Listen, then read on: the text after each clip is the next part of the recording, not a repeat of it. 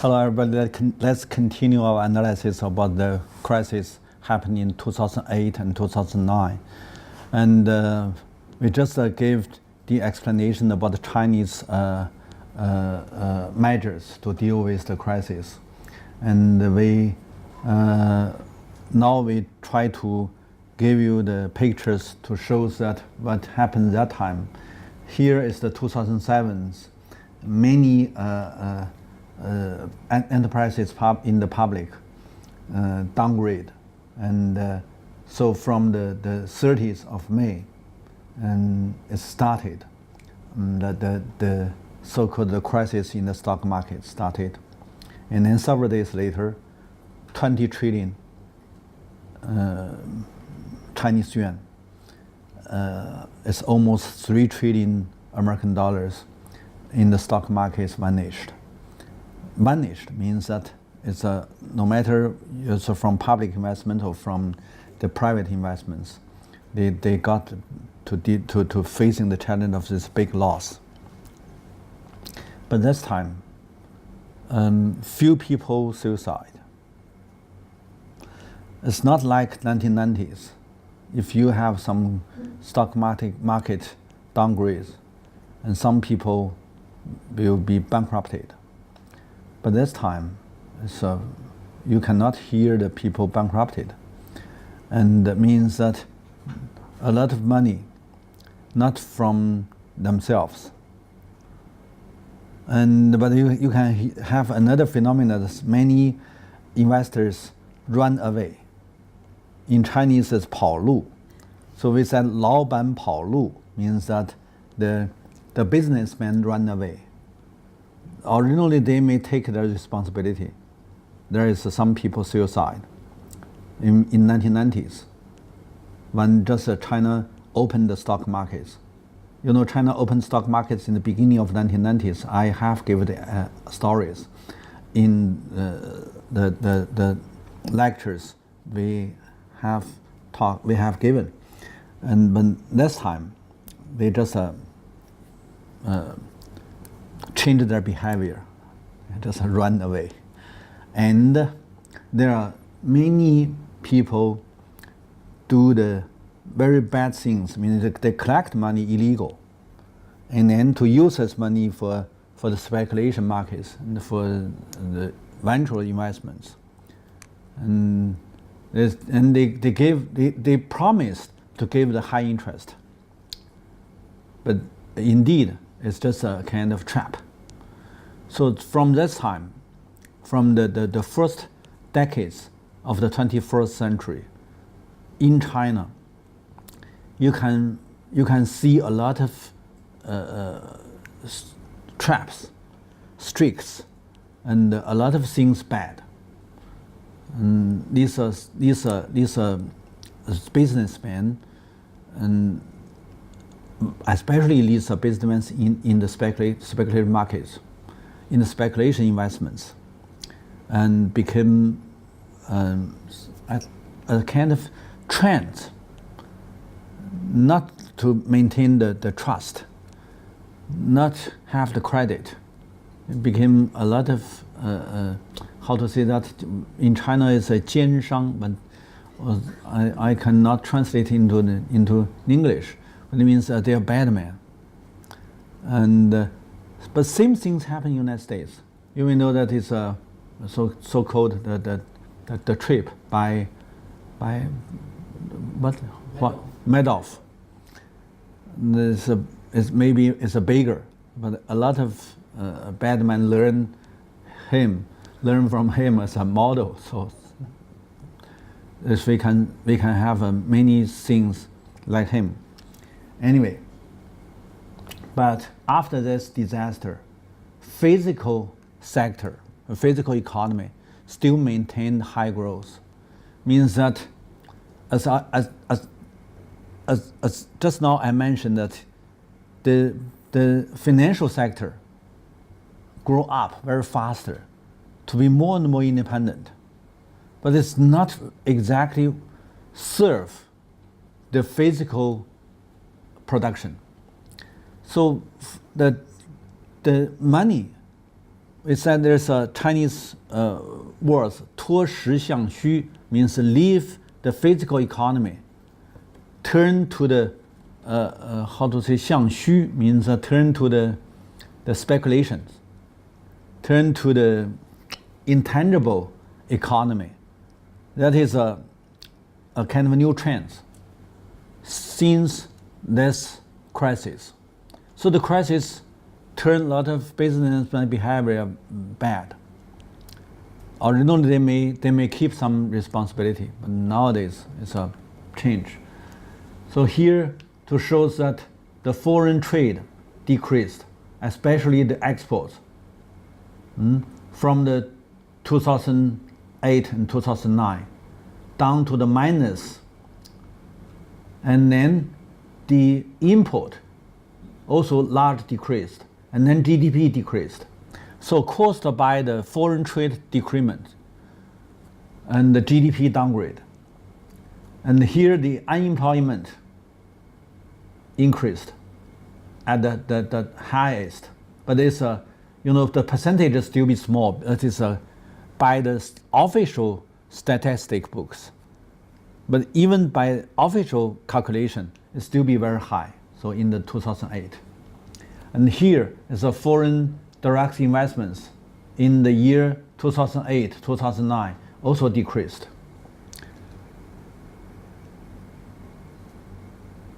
So that is the crisis happened in China. When we said it's that is the similar as the late 1990s. When we do the analysis of the late 1990s crisis, we said that is the first China encountered the import crisis. Means that time is the crisis happened in East Asia and then impact China. But that time it's real import because the inflation is import. We said import inflation because all the raw materials, the price goes high. All the oil price goes high. And the grain also price goes high. Just now I mentioned since of 2008 Wall Street crisis, United States adopt the measures to deal with the crisis and then to give a large number of liquidity to these investors, and then they put the investment into the future markets and then to make the price goes high. So that is a bad impact China. It means that China input is a high inflation. And that is means that the second time, since 1990s, China accessed globalization. And the first time is late 1990s, got a big lesson. Second time is later first decades of 21st century, got second lessons. So the import the crisis. So we said that the difficulty of the macro adjustment of the governments come from the cost transferring. So finally, we'll have a lose-lose game. So the financial expansion in North and the macro adjustment dilemma in South means that the South country like China, even you gain the industrialization, when you're facing the challenge of the global crisis, you have a very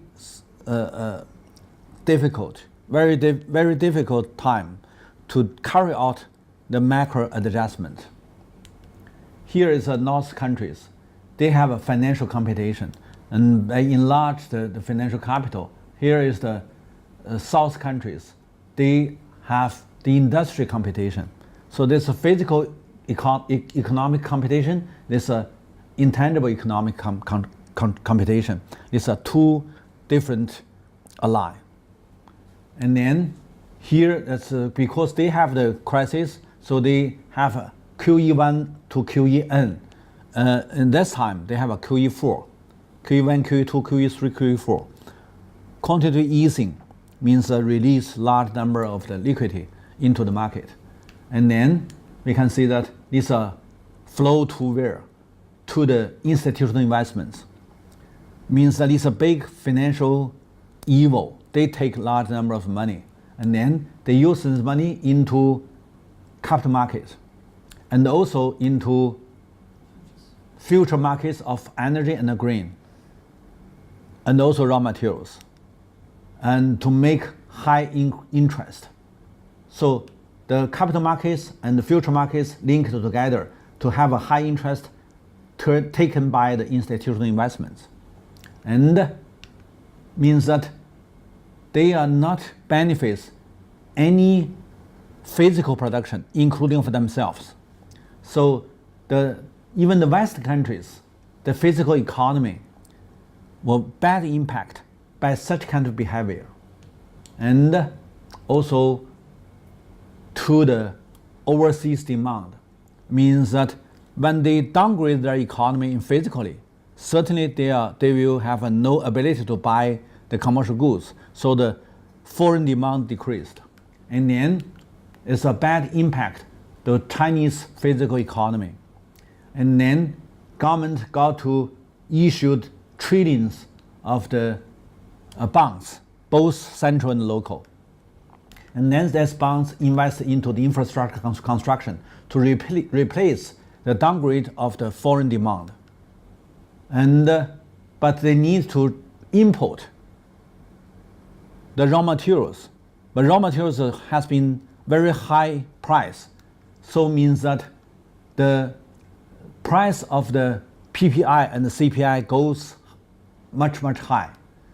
So it's also bad impact the physical economy, because of this PPI and the CPI also influence the money interest rate.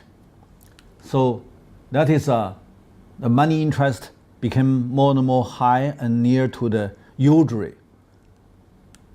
And when usury happened, large number of the money from the bank, out of the bank, taken by private sector, invest into the usury market.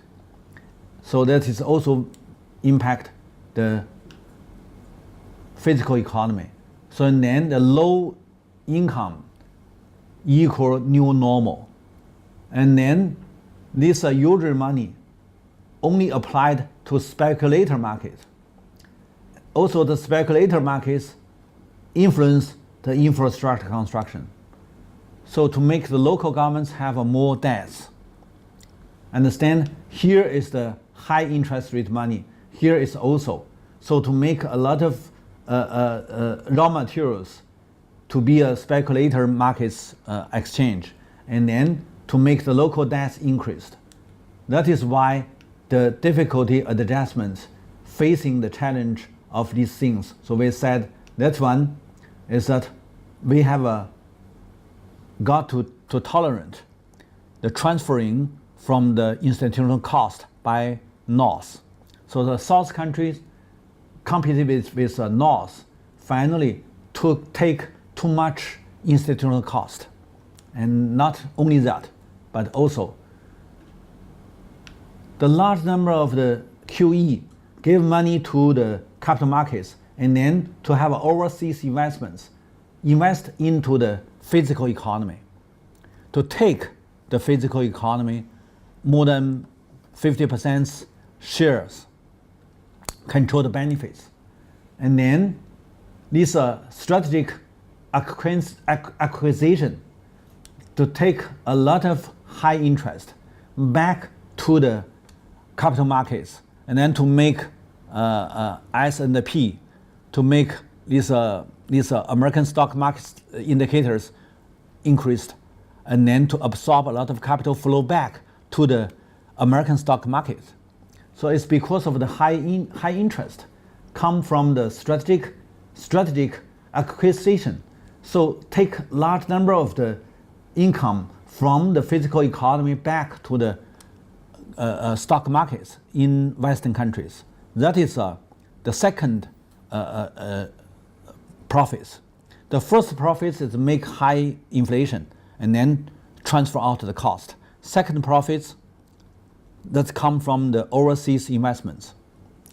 And that is many commercial goods exports to these Western countries to make them have a low bank rate and a low CPI. So that is a very, very strange phenomenon. If you issue too much currency, means that you need to have inflation. But they don't have inflation. They still have a very low CPI. That's because of the commercial goods they take from the physical countries, physical production countries, and with a very low price. So low price commercial goods cannot have a CPI increment. That is we said the game. So nowadays, this time, China stand. But can China stand longer? No way. Just this time. So this structural analysis to show that unfair competition of the global economy. Yeah, even that in the real GDP growth, and China still be the highest here.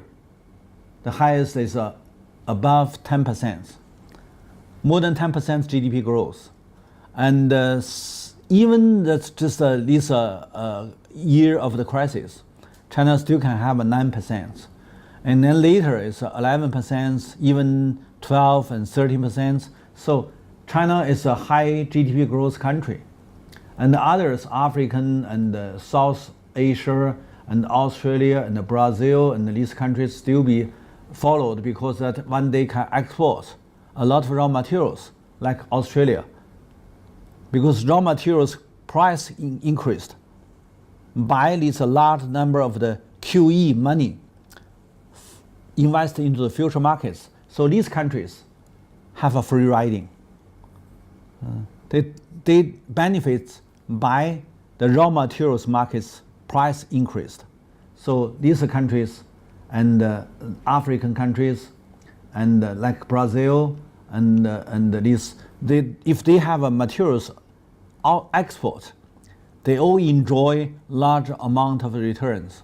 So that is also why these African countries and Latin American countries, and they have somehow high social welfare in that time, but and also like no, not here. Here, the Near East and the Middle East, these oil countries, all have some kind of good performance. So we can see that caused by Wall Street financial turmoils, when American adopt a QE policy, they made these raw materials export country all have a very high income. And but China have a very effective measure, that is rural rural reconstruction. It's because of China from 2005 started to enlarge rural investments, mainly for infrastructure construction. You can see that the finger increased more fast, and the percentage also from 2008 increased very sharply. But the number increased. It means that, and the governments normally emphasize we need to change the situation in countryside. The decision made in the year 2003, implemented since the year 2005, not because of the 2008 crisis. They have done it for several years,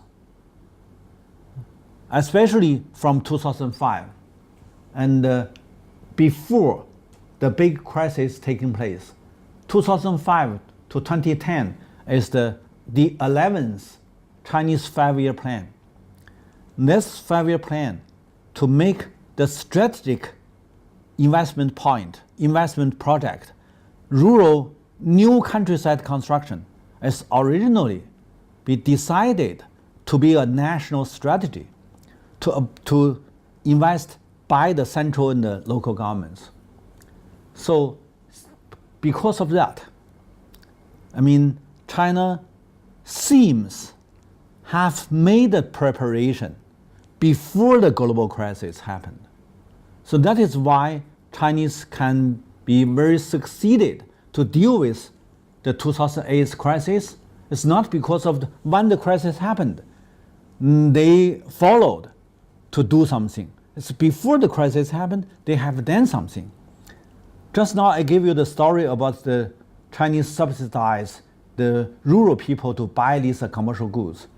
If they haven't done the infrastructure construction to improve the road, the water, the electricity, and the telephone and whatever, so the people cannot buy the mobile phone, because the internet has been built up into the village, so people can buy millions of mobile phone.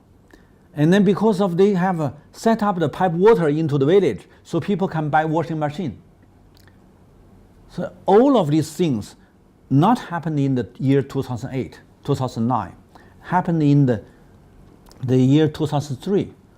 And then large number of investments for infrastructure construction improvements, that is from 2005. So means at least before 2008, Wall Street financial crisis happened, at least 3 years preparation in China. So it's also strategic thinking. When the late 1990s, the crisis happened in East Asian countries, to push China to invest into the regional rebalance. That is rare. No country can have the rebalance of the regional gap. Even go to the United States, you cannot. But China realized rebalance of the regional gap. The inland China GDP increment much faster than the coastal China. That is from late 1990s. And then when they have a 3 big project, the national project for West China development, for Northeast China regeneration, and for Mid China rising, these are 3 big projects, has been invested into more than 6 trillion Chinese yuan. It's almost $1 trillion. And then to have a regional gap rebalance, and then they want to have a kind of rural-urban gap rebalance. So before the crisis, China has made the strategy to rebalance the rural and urban gap. Originally, dual system make the urban income is much higher, and then rural income is lower, and then rural infrastructure also very bad. So that is why the Chinese governments started to invest into the rural construction, mainly for the 2 things. One, that is infrastructure. Another is social construction. Social construction means that to set up the social umbrella. So these investments is large number of money, mainly from the state bank and from the budget. So the central governments take the responsibility since the year 2005. I mean, the 2005 is the first year of the 11th 5-year project. From that year, Chinese central government announced the rural investments is the central responsibility, not by local. So the central have a more ability to create the financial capital. So when I said that the financial capital created to be the independent capital, but mainly controlled by the central. And then central uses big financial capital, invest into no profit rural construction. Such kind of behavior cannot be taking place in any liberalist country. Only can be taken by state capitalism or statism. I stopped here for a second. Think about my words. Is there any liberalist country in the world can do such kind of acts, can do such kind of investments? Any market country can do such kind of investment? Talk about liberalize your market. Talk about liberalism. That is Western ideology, not workable in practical economic behavior. Especially when you're facing the challenge of the economic crisis. The government has to do the counter-cyclical crisis measures and then to carry out the macro adjustment.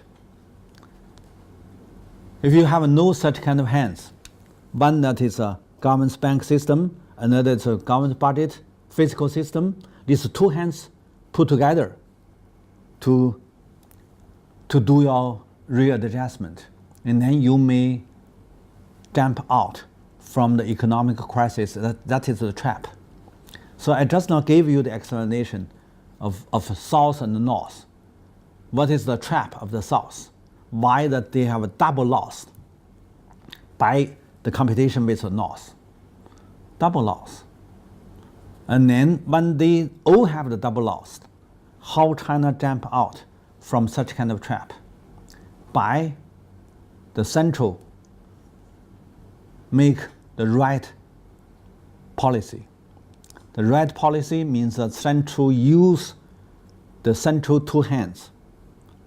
Not only have a big head. This head, yeah, they make decision. But the hands means that they use two hands to do things. Not only think, but also do. How to do? By what? By two hands. One physical, another bank. All controlled by state, and then they can do it. So that is the curve shows that no return, no benefits rural infrastructure construction increased more faster since 2005 because central take the responsibility. And the conclusion is what? The central governments in China is a limited responsibility or unlimited responsibility. No return for these investments means that governments got to take the whole people's responsibility for the whole country. That is typical Oriental governments for the history. Since China set up the governments, their political philosophy always emphasize the governments need to care all the people in the country, in your territory. So that is a typical Oriental political history. Now in the modern society, it still be the heritage taken by the modern governments. So sometimes I do the analysis, I do the comparative study of Western political system and the Oriental political system. I said why these Oriental countries can have 1,000 years political history as a country. And the Western countries, most of these countries are young countries. Several hundreds political countries' history. But in Oriental, especially in China, you can have many thousand years as a country's history. So that is different. So different country, different political system have different measures and also different outcome. So, but they do have a large number of investments for the 5 communication in the countryside. Almost 99% of the village built up the 5 communication. In the village, doesn't mean every household. Means electricity set up into the village. That is the government's responsibility. And then inside the village, to every household, is the responsibility of the village and of the households. Means that household pay the short facility, the expense, because that is inside of a village. So the village have a kind of facilities as to change the electricity measures, and then the households have so-called the common people's needs of the electricity. These facilities need to pay by the households. So means that 5 communication means build up the communication into the village, water into village, electricity in the village, road into village, and whatever, all built up into village and taken by the villagers, by households, and then households just pay the facilities from village to their house. And so that is 1 trillion in the 11 5-year plan. And then the total amount up to now is more than 10 trillions. Because every year they increase. But also they have a lot of problems by such kind of construction. The first is that when this infrastructure construction we built up, they need to take the land. But land now belongs to the households. So there are so many conflicts. Many, thousands conflicts. If you want to build the road need to occupy the land. The land belongs to the private households. So there must be some contradiction. If you cannot settle down, the contradiction turn to the conflicts. And then you build up the reservoir, irrigation system, all need to occupy the land. So if you want to, set up some irrigated water to the far land, and then some people they have the cash income outside the village. They don't want to come back to make your water pass their land. So you need to do something. And then when they come back, means that you have take their land. And then there is a contradiction. So many things like that. So I said the first, because that they occupied land as a resources. So there is many conflicts. Second one is that there is no short-term return. And also large number of the bank loans occupied by such kind of projects, so cannot taken back by the bank. So the bank need to have a new liquidity given by the central bank. So the central bank issued more currency, and then to make the larger and larger financial capital. That is the second outcome. The third one is that because the private sector have no return, so they don't want to interfere. They don't want to join, and then the country must give this such kind of investments, especially the budget loans, budget bonds investments, to the SOE. And SOE take too much physical industrial assets, and then squeezing the private sector out of the economic constructions. So, and then to make a lot of ideological problem. So this financial problems is social conflicts and ideological arguments. These are 3 kinds of problems made by such kind of securing economic measures. And then here we said this bond markets. You can see that the bond markets from 2000, the governments, here is a total. Here's the governments. The governments increased from here, 2008. Originally it's small, but here from 2008 it's increased more fast.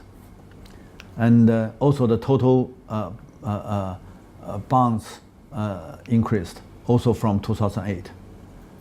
And then the corporate, these are firms, also increased, but not in 2008. it's later. So the bonds markets increase more faster, and then the percentage also from here, from 2008, increased.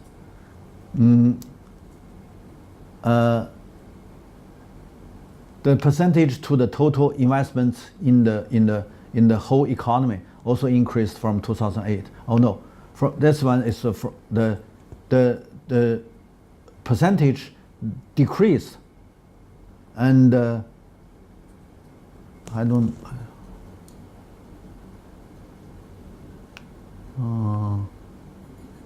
Now here from this time not put into the markets. Here is just the bonds is exchange inside of the bank system.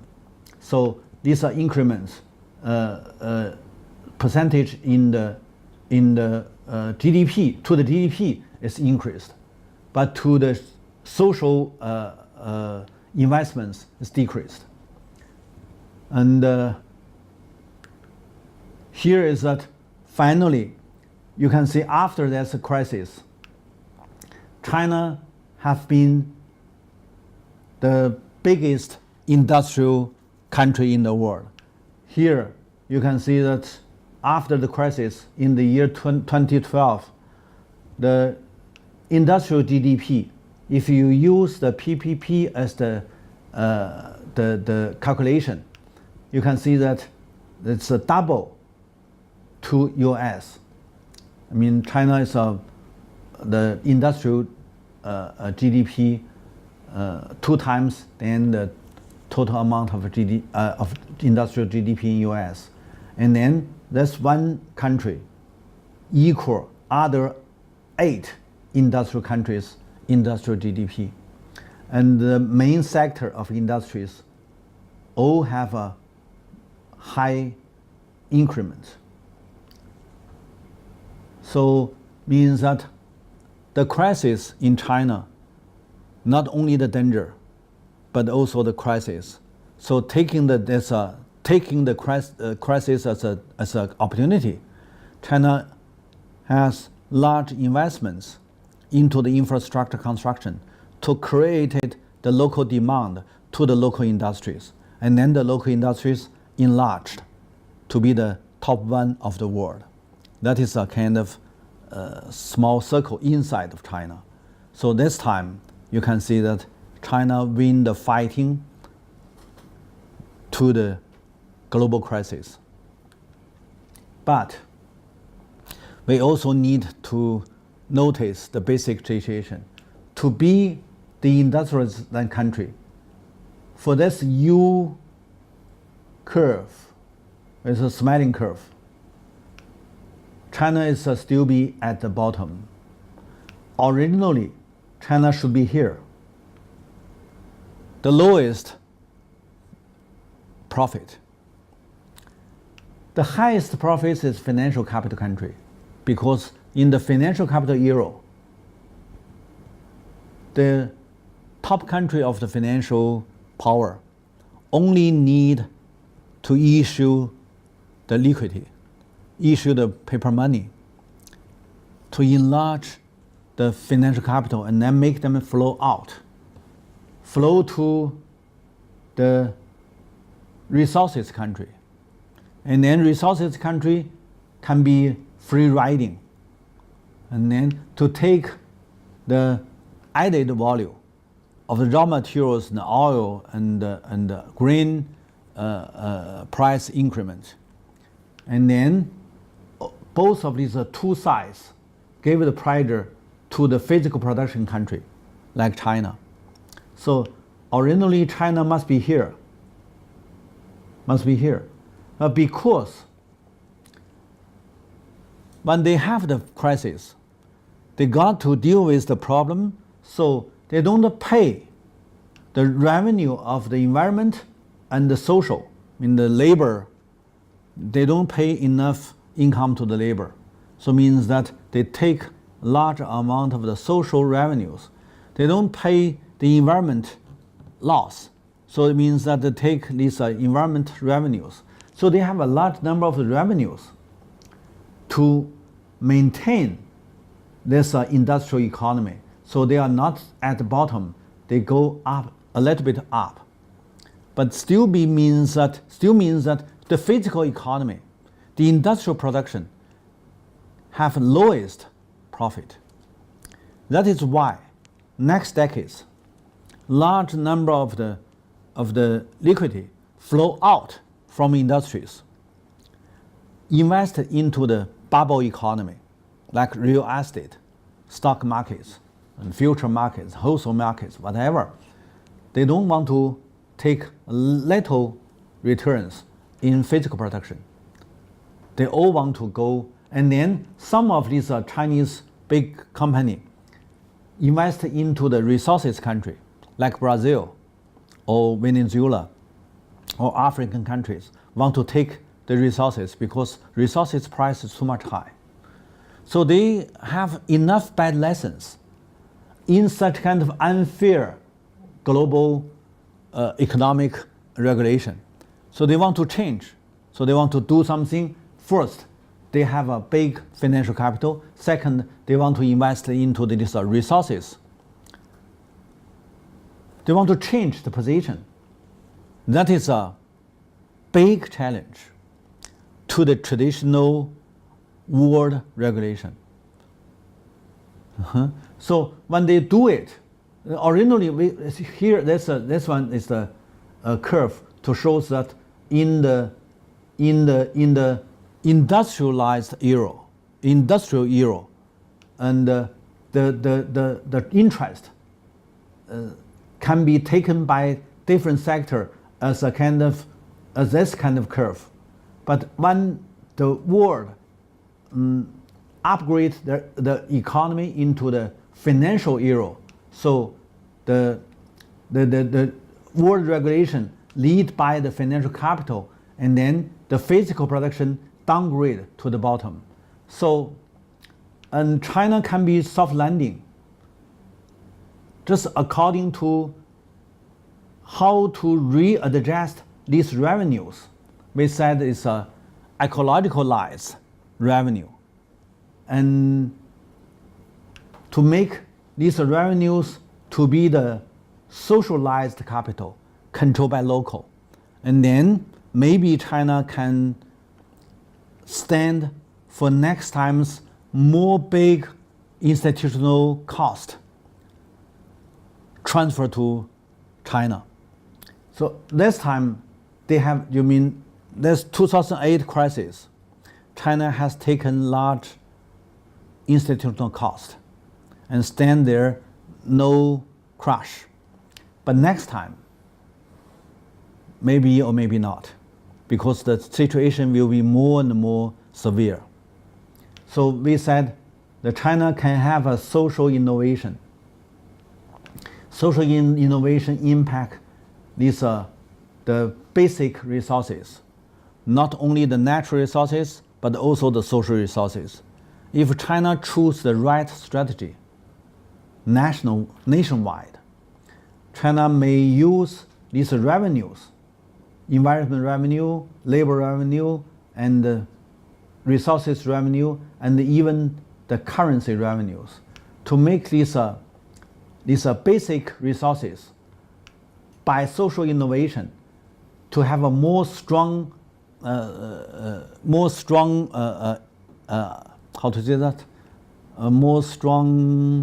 strength, strong power to contain the physical production.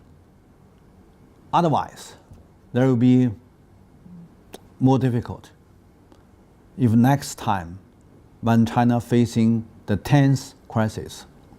So this picture, that's we do our analysis about this time's 2008 to 2010 global crisis. We found that this time China stand, and China can still gain the high growth, but it's not long term. And next time, when next global crisis happened, China will be more harder to deal with the crisis. So we don't